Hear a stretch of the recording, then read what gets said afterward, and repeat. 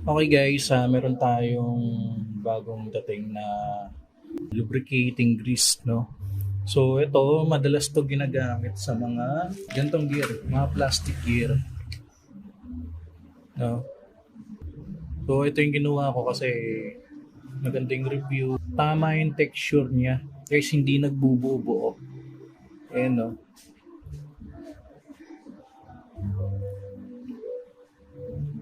Ayan, no? No, saktong-sakto lang. Meron kasi na ito, nagbububo siya, no? So